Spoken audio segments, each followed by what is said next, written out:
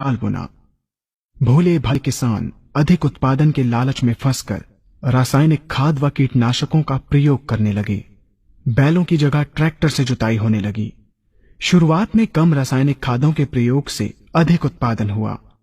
धीरे धीरे रासायनिक खादों के प्रयोग के कारण भूमि की उर्वरा शक्ति क्षीण होने लगी, जिसकी वजह से उत्पादन घटने लगा तथा फसलें कमजोर होने लगी। फसलों के कमजोर होने के कारण उनमें रोग व कीट लगने लगे। रोग व कीटों से फसल की सुरक्षा के लिए और अधिक कीटनाशकों का प्रयोग होने लगा। एक तरफ ज्यादा उत्पादन के लिए अधिक रासायनिक खादों का प्रयोग होने लगा, वहीं दूसरी तरफ फसलों को रोग व कीटों से बचाने के लिए अधिक विषाक्त कीटनाशकों का प्रयोग बढ़ गया, जिसके कारण उत्पादन लागत बढ़ी और किसान को लाभ कम होने लगा, बल्कि छोटे किसान कर्ज में डूबने लगे। धीरे धीरे भूमि की उर्वरा शक्ति क्षीण होने से भूमि बंजर होने लगी।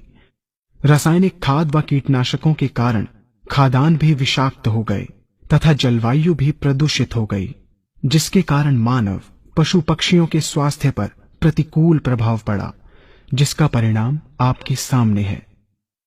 मानव स्वास्थ्य पर रासायनिक खादों के पड़ने वाले प्रभाव को आप ऐसे समझें। जब किसान फसल में रासायनिक खाद डालता है तो रासायनिक खाद में उपस्थित विषाक्त रसायन जल में घुलकर सबसे पहले जल को प्रदूषित कर भूमि के अंदर उपस्थित केचुए व सूक्ष्म जीवाणुओं को मार देता है। ये बात सभी किसान अच्छी तरह से जानते हैं कि केचुए व अन्य सूक्ष्म जीवाणु भूमि की उर्वरा शक्ति को बढ़ाने के लिए अति आवश्यक होते हैं। विषाक्त रसायन के कारण इनकी मृत्यु हो जाने से भूमि की उर्वरा शक्ति नष्ट हो जाती है तथा भूमि कठोर होकर बंजर होने लगती है।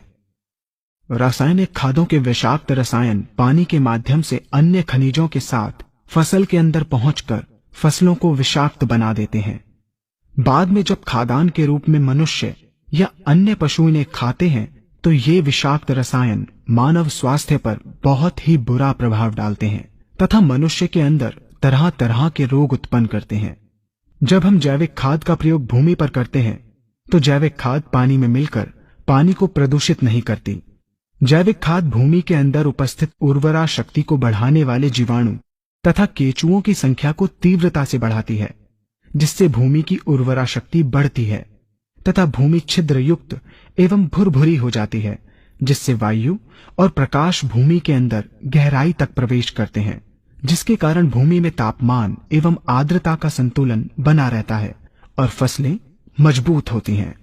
जैविक खाद में विद्यमान तत्व खाद्यान्न के माध्यम से मानव व पशु पक्षियों के शरीर में पहुंचकर स्वास्थ्य लाभ पहुंचाते हैं। जैविक खादों के प्रयोग से फसलें अच्छी और मजबूत होती हैं, जिसके कारण उन पर रोगों एवं कीटों का ज्यादा प्रभाव नहीं पड़ता। यदि किसी प्राकृतिक कारणवश कीटों व रोगों का प्रभाव अगर पड़ता भी है तो गौमूत्र एवं औषधीय वनस्पतियों के घोल के छिड़काव करने से फसलों को रोग एवं कीटों से बचाया जा सकता है। गौमूत्र एवं अन्य प्राकृतिक औषधियों के मिश्रण के छिड़काव से फसलों का कम लागत में बचाव हो जाता है तथा वातावरण पर भी कोई दुष्प्रभाव नहीं पड़ता। यहाँ हम आपको तालिकाबद्ध तरीके से दोनों